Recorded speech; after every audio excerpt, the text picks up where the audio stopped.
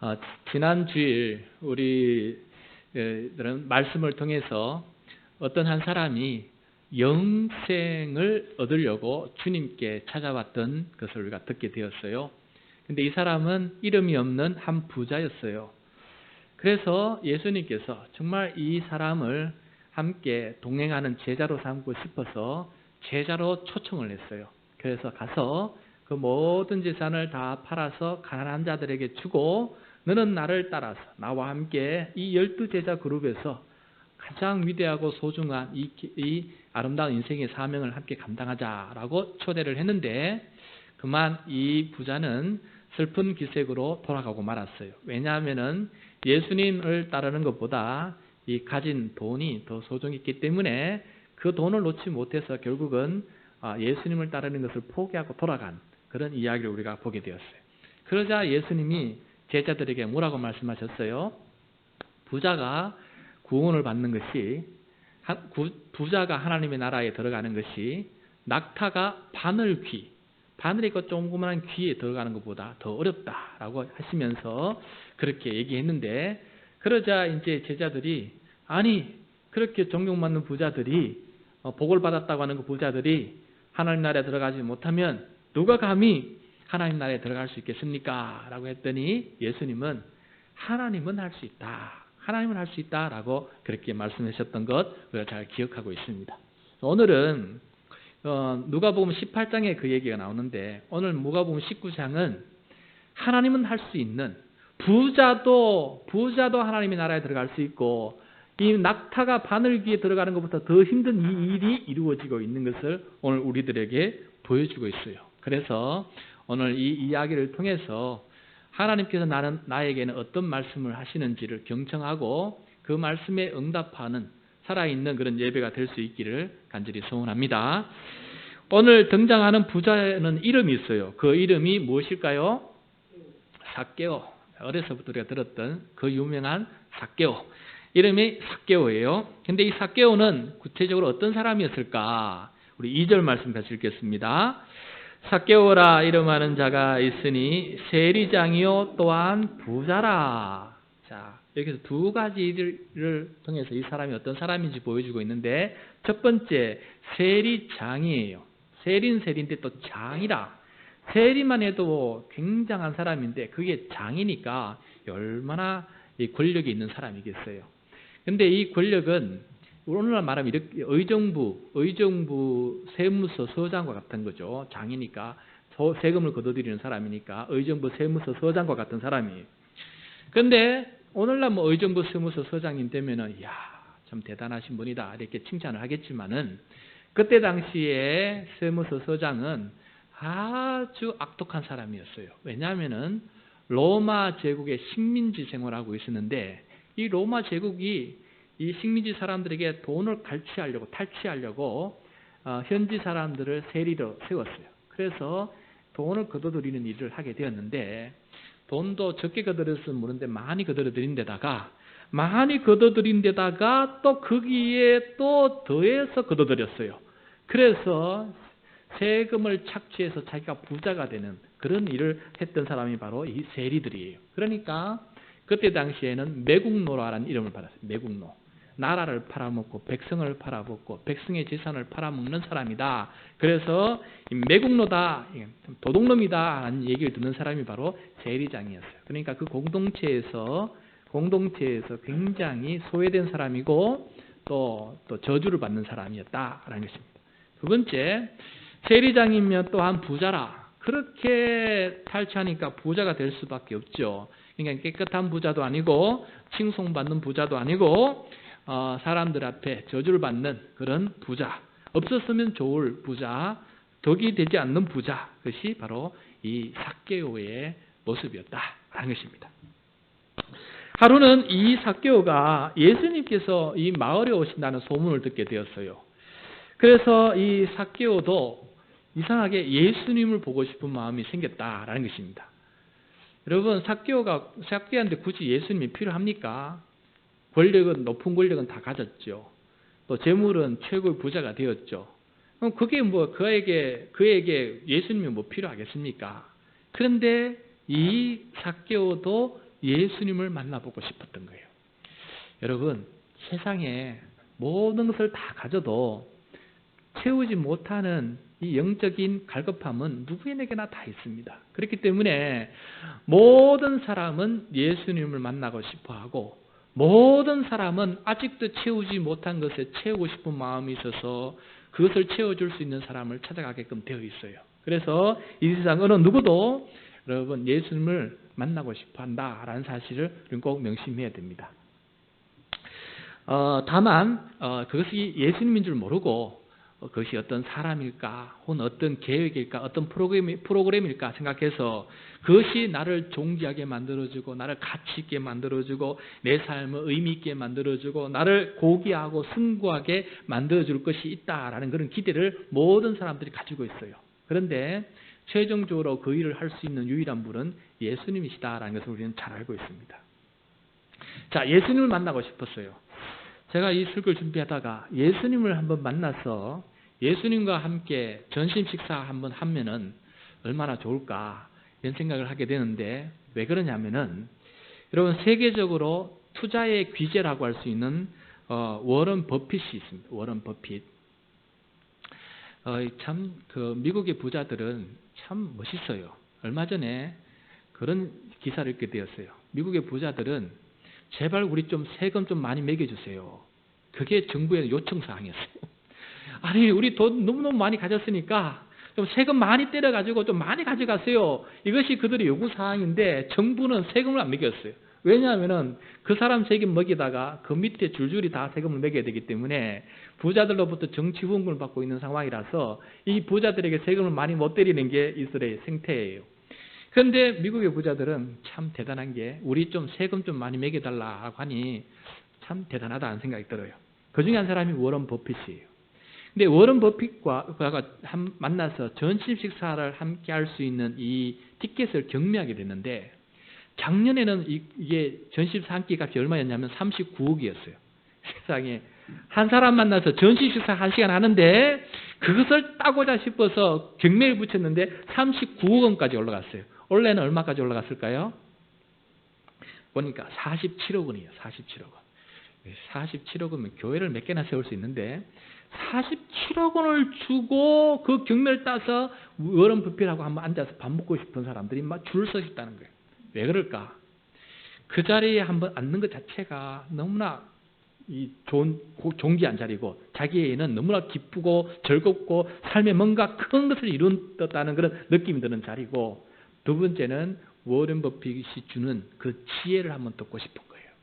물론 그 사람과 만나서 살아간 사람들이 다 성공한 건 아니에요. 그렇지만 한번 그 사람이 어떤 말을 하는지 한마디 듣고 싶은 마음이 간절한 거예요. 그래서 47억을 주더라도 가서 한번 만나고 싶은 마음이 생긴다라는 것입니다.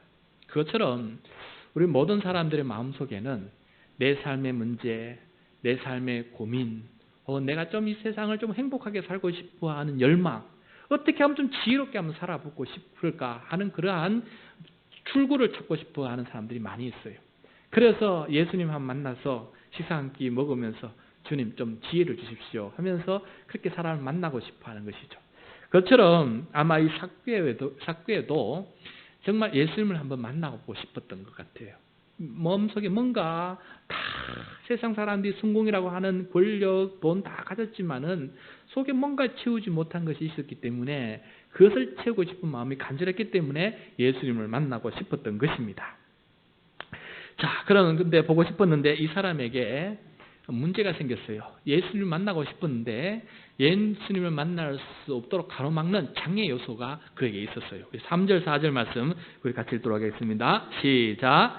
그가 예수께서 어떠한 사람인가 하여 보고자 하되 키가 작고 사람이 많아 할 수 없어 앞으로 달려가서 보기 위하여 돌 무화과 나무에 올라가니 이는 예수께서 그리로 지나가시게 되미르라. 자, 삭개오는 예수님이 어떤 분이신지 만나고 싶었는데 그런데 그에게 장애가 생겼어요. 두 가지 장애가 있는데 첫 번째 장애는 그가 키가 작다라는 것입니다. 그럼 키가 작은 게 왜 장애예요?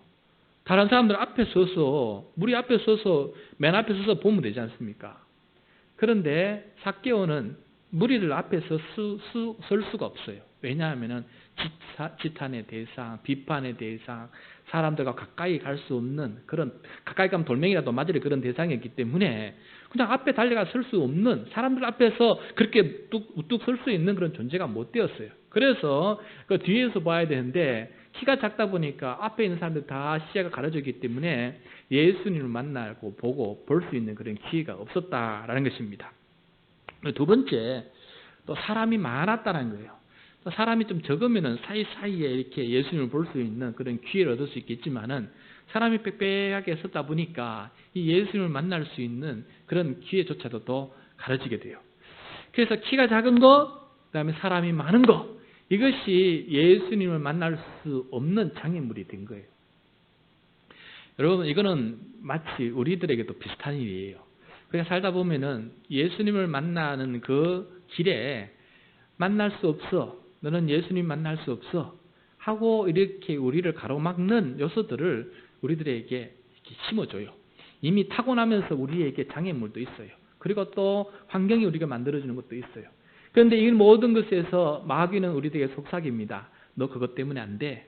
봐, 너 그것 때문에 안 돼. 그러면서 우리들로 하여금 그것을 하지 못하게끔 만드는 요소들이 있다는 거예요. 그런데 삭개오는 자신에게 주어진 이 예수님을 만나는 기회를 놓치고 싶지 않았던 거예요. 어떻게 하든 예수님을 만나고 싶어하는 그런 갈망이 있었어요. 여러분, 예수님을 만나고자 하는 갈망이 있을 때 그 상황을 극복할 수 있는 지혜가 생기는 것입니다. 내가 간절한 마음이 있을 때 그때 하나님께서 지혜를 주신다는 거예요. 어떤 지혜를 주셨느냐?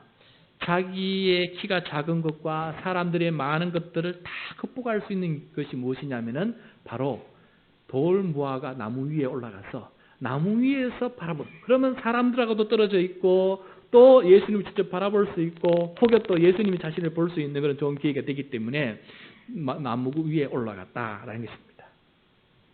참 굉장히 지혜로운 선택이죠. 그리고 정말 그 지혜 때문에 그 자리에 올라갔는데, 문제는 성경에는 나와 있지 않지만은 돌무화과 나무 위에 올라간다는 것은 체면도 버려야 되고 수치심도 버려야 되는 거예요.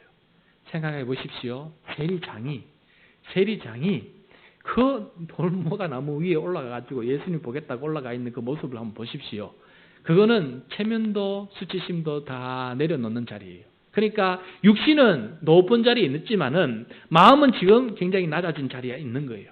그래서 우리가 마음을 내려놓을 때, 주님 앞에 마음이 낮아질 때 우리는 주님을 더 뚜렷하게 볼 수가 있어요.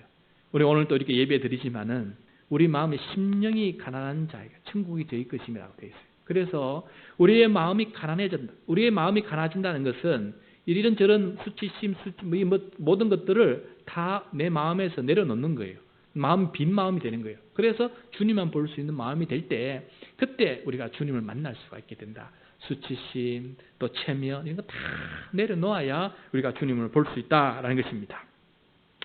자, 이렇게 간절히 바라면서 수치심과 또 체면조차도 다 내려놓고 나무 위에 올라 앉아 있는 이 삭개오를 과연 예수님은 어떻게 보셨을까?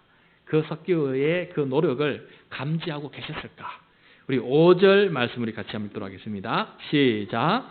예수께서 그곳에 이르사 쳐다보시고 이르시되 삭개오야 속히 내려오라. 내가 오늘 내 집에 유하여야 하겠다 하시니. 자, 예수님은 나무 위에 있는 삭개오를 분명하게 보셨습니다. 수많은 군정들 속에서도 예수님은 그 삭개오를 쳐다보셨다라는 것입니다. 우리가 누군가를 위해서 열심히 헌신하고 수고할 때, 그 사람이 나의 헌신과 수고를 알아줄 때 우리가 얼마나 가슴 뿌듯하고 또 감사합니까? 그런데 예수님께서 이 삭개오의 그 모든 수고와 그 노력을 주님께서 보셨다는 것입니다. 이와 마찬가지로 예수님은 우리들의 그 모든 모습을 보고 계신다는 거예요. 작은 것 하나 하더라도 우리가 주님을 위해서 사랑과 헌신으로 섬긴 것이라면은, 비록 사람은 알아주지 못하더라도 누가 알아준다고요? 우리 주님은 다 알고 다 보고 계신다. 이 사실을 결코 우리가 의심하지 말았으면 좋겠습니다. 자, 예수님은 이 삭개오를 향해서 놀라운 선포를 하시는데, 삭개오야, 속히 내려오라. 내가 오늘 너희 집에 유하겠다. 오늘 내 집에 너희 집에 가서 하룻밤 자겠다라고 이렇게 말씀하시는 겁니다. 예수님께서 삭개오의 집에 들어가겠다고 말씀하시는 것은 예수님도 놀랄 뿐만 아니라 삭개오도 놀라고 그 주변에 있는 모든 사람들도 굉장히 놀라는 그런 선포예요. 왜냐하면 매국노로 죄인의 집이라고 생각하는 이 집에 예수님이 들어가면 안 돼요. 들어가도 안 되고 들어갈 수도 안 되고 들어갈 수도 없는, 이룰 수 없는 일 중에 하나가요. 마치 낙타가 바늘기에 들어갈 수 없듯이 유대인이라면은, 하나님을 율법을 지키는 사람이라면은 이 삭개오의 집에 들어가면 안 되는 것이에요. 왜냐하면 그런 매국노였고 또 이방인들, 또 로마인들과 친밀한 관계를 맺고 있었기 때문에 이미 율법에 따르면 불결한 자예요. 그래서 정함이 없는 자예요. 그래서 그 사람이 이미 불결하고 공동체부터 소외된 사람, 죄인의 집이기 때문에 그 집에 들어가면 같이 죄인이 되기 때문에 그 집에 들어가면 안 되는 것이에요. 들어갈 수 없는 것이에요. 그 집에 들어가면 안 되는 것인데 예수님께서 들어가겠다라고 지금 선포했기 때문에 이 지금 굉장히 놀라운 일이다라는 것입니다. 그때 삭개오는 어떤 반응을 했을까? 우리 6절, 7절 말씀 같이 보도록 하겠습니다. 시작. 급히 내려와 절고하며 영접하거늘 뭇 사람이 보고 수군거려 이르되 저가 죄인의 집에 유하러 들어갔도다 하더라. 자, 첫 번째 6절 말씀을 보면은 삭개오는 급히 내려왔다. 너무너무 즐겁고 주저하지 않는 것을 보게 됩니다. 자신의 인생에서 가장 소중한, 너무나 값진 이 기회를 놓치지 않게 되었으니 얼마나 기뻤겠습니까? 수다닥 뛰어 그 나무에서 내려오게 되었습니다. 그리고 난 다음에 즐거워하면서 예수님을 영접하게 되었습니다. 여러분, 같은 동족 어느 누구도 자기 집을 찾아오는 사람이 없어요. 거래하고 말하는 섞는 사람도 없어요. 그 나라로부터, 그 민족으로부터 소외된 사람이에요. 그런데 예수님께서 자기 집에 들어오겠다니 이 얼마나 즐겁고 기쁜 일이에요. 그래서 마음을 활짝 열고 어서 오십시오 하면서 예수님을 자기 집으로 인도해 나가는 것을 보게 됩니다. 그런데 이 모습을 바라보던 무사람들의 반응은 정반대예요. 정반대. 너무너무 이거 좀 있을 수 없는 것 때문에 그 반대의 감정을 표현하게 됩니다. 보시면은 저들은 수군거립니다. 7절에 저가 죄인의 집에 유하러 들어갔도다. 이 말은 저도 죄인이 된다. 저도 죄인이다. 예수님을 가리켜서 저도 죄인이 되려고 저 집에 들어갔으니 예수도 죄인이다. 라고 이렇게 지금 비아냥거리면서 수군거리고 있는 것을 보게 됩니다. 자, 예수님께서 그 삭개오를 구원하시기 위해서 죄인 취급 받으셔서 죄인의 집에 들어간 그 수모를 지금 겪고 있다라는 것을 한번 생각해 보시기 바랍니다. 저와 여러분도 마찬가지예요. 우리도 삭개오예요. 우리도 정말 죄인인데, 나 같은 죄인인데 나와 같은 입장에 놓이기 위해서 내가 놓여 있는 처지로 주님께서 하강하셨다. 내려오셨다는 거예요. 나와 똑같은 자리에서 나를 높이시려고 내가 낮은 자리에 있는 자리까지 주님께서 내려오셨다는 것입니다. 기막힌 일이에요. 기막힌 일. 주님께서 나를 구원하시기 위해서 내가 있는 낮은 자리까지 내려오셨다는 거예요. 그리고 난 다음에 나를 변화시켜서 높이 들리시기 위해서 나를 그렇게 찾아오신 것입니다. 여러분, 혹시 우리가 생각하기에 이런 사람에게는 예수님이 찾아가시면 안 됩니다. 예수님 다 찾아가더라도 이런 사람에게 예수님이 찾아가면 민망스럽고 안 되는 일입니다. 거절하고 싶은 사람 혹시 여러분 우리 가운데 있지 않습니까? 이런 사람에게 절대 가면 안 됩니다. 요즘 대한민국 기독교에서 예수님이 절대 가면 안 됩니다라고 데모하는 사람이 있어요. 누굴까요? 네? 요즘 기독교인들이 길거리에 나가서 데모하면서 예수님 저런 사람에게는 절대 가면 안 됩니다라고 데모하는 그런 부류의 사람이 있어요.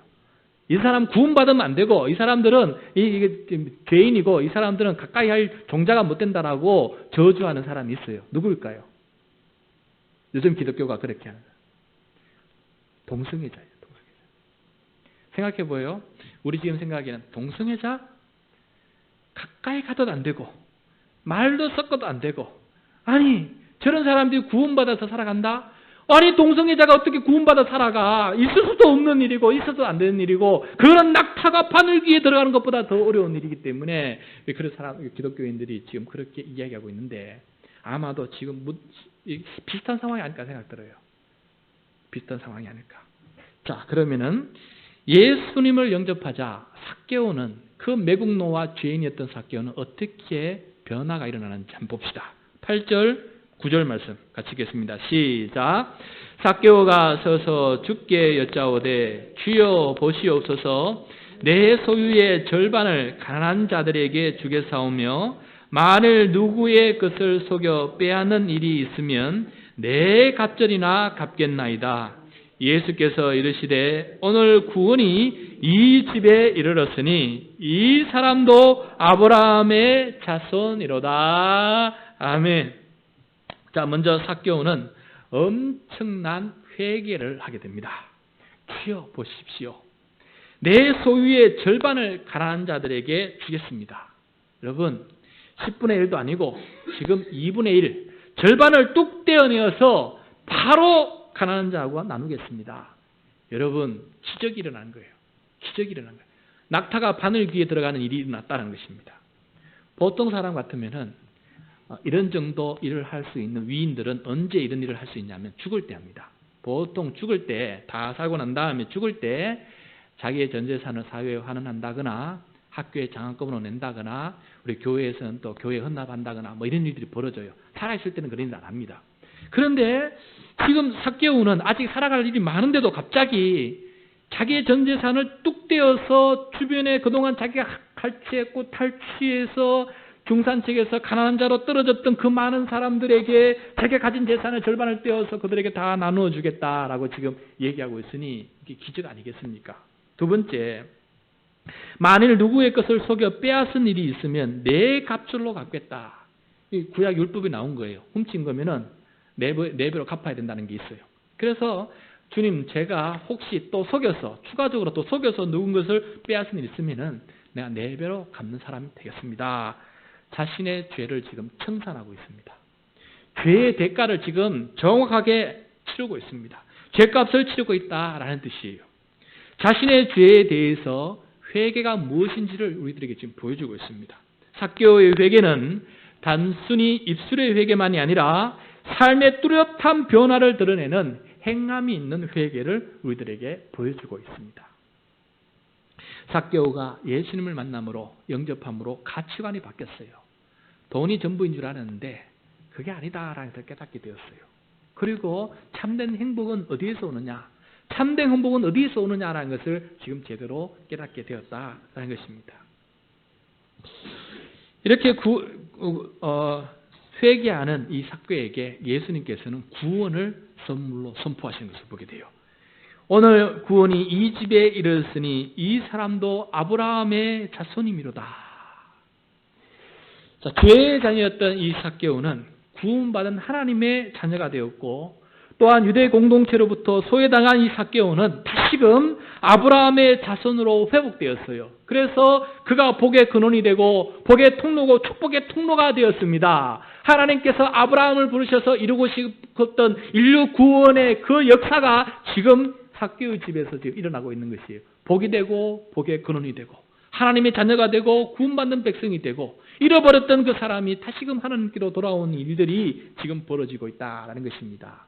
아브라함 창세기 12장의 그 사건이 지금 여기서 실현되고 있다는 것을 보게 됩니다. 그러고 난 다음에 마지막으로 예수님께서는 삭개오의 이야기를 통해서 자신이 이 땅에 오신 목적을 분명하게 우리에게 가르쳐주고 있습니다. 10절 말씀 같이 읽겠습니다. 시작. 인자가 온 것은 잃어버린 자를 찾아 구원하려 함이라. 자, 여기서 인자는 예수님을 말하는 거예요. 그 다음에 잃어버린 자는 삭개오와 같은 사람이에요. 예수님께서 이 땅에 오신 이유는 바로 삭개오와 같은 잃어버린 자를 찾아서 구원하시기 위해서 이 땅에 오셨다라고 말씀하고 있습니다. 이 말을 다른 말로 말하면은 예수님께서 이 땅에 오신 이유는 잃어버린 자, 저와 여러분을 찾아서 구원하시기 위해서 예수님께서 이 땅에 오셨다라는 사실입니다. 여러분 이것이 믿겨지십니까? 예수님께서 이 땅에 오셔서 십자가에 달리시고 죽으시고 부활하시고 승천하신 그 이유는, 또 이 땅에 다시 오실 그 이유는 바로 나를, 잃어버렸던 나를 구원하셔서 하나님의 자녀가 되고 아브라함의 자손이 되게끔 하기 위해서 그렇게 주님께서 이 땅에 오셨다는 이 사실을 여러분 지금 받아들이십니까? 그 때문에 내가 지금 예수님을 믿게 되었고, 그 때문에 지금 내가 예수님 앞에 나와 예배드리게 되었고, 그런 예수님께서 이 땅에 오셨기 때문에 내가 오늘도 그 믿음을 가지고 살아가고 있다는 사실을 여러분 의심치 않고 살아가고 있습니까? 오늘 이야기 자세히 보면은 삭개오가 예수님을 간절히 찾고 싶었어요. 그런데 이야기를 계속 살펴보면은 삭개오가 예수님을 간절히 찾아 나선 것이 아니었고, 예수님께서 잃어버린 자 삭개오를 간절히 찾아 나가고 나서 있었다는 것을 우리가 보게 됩니다. 예수님께서 더 간절히 찾고 있었다는 것이에요. 그러므로 우리가 주님을 원하고 찾을 때 잊지 말아야 할 것은, 주님은 이미 더 성큼 나에게로 다가와 계신다는 사실을 꼭 잊지 말아야 되겠습니다. 그래서 내가 주님을 찾는 게 아니에요. 알고 보니까 주님께서 저와 여러분을 찾고 계셨던 거예요. 내가 예배를 드리고 싶었던 거 아니에요. 하나님께서 이미 예배자를 찾고 계셨던 거예요. 그래서 예배하게끔 도와주고 계셨던 거예요. 삭개오를 찾아가서 그를 예배자로 세워주셨고, 그를 하나님의 자녀로 불러 세워주셨던 것처럼 우리와 같은 죄인을 주님께서 지금 찾으시고 우리에게 예배자로 하나님께서 세워주고 계셨던 거예요. 십자가의 보혈로 말입니다. 이렇게 예수님은 삭개오 낮은 자를 찾아가서 그를 만나시고 변화시켜 주셔서 그를 우뚝 세워서 하나님의 아름다운 모습으로 변화시켜 주신 것을 보게 됩니다. 말씀을 맺겠습니다. 사랑하는 성도 여러분, 우리는 어떤 삶을 살아가고 있습니까? 아직 여러분 우리 안에 깊숙이 있는 갈급함, 갈증, 채우지 못하는 인생의 의미, 소망, 아직 이것을 위해서 여러분 무엇으로 채우고 있습니까? 누가 그것을 채워주겠다고 생각하고 있습니까? 오늘 말씀에는 예수님만이 그것을 채워줄 수 있다는 것을 분명히 말씀해 주고 있습니다. 그리고 예수님께서는 지금도 갈급해하는 심령을 찾고 계십니다. 찾아가셔서 그가 있는 자리까지 낮아지셔서 죄인까지 죄인처럼 낮아지셔서 우리를 변화시키기 위해서 낮아지셨고, 그 다음에 예수님께서 우리를 들어 이렇게 세워주고 계십니다. 그러한 예수님을 만나고 삭개오처럼 변화된 인생을 살아갈 수 있는 우리 모두가 될 수 있기를 간절히 축복합니다.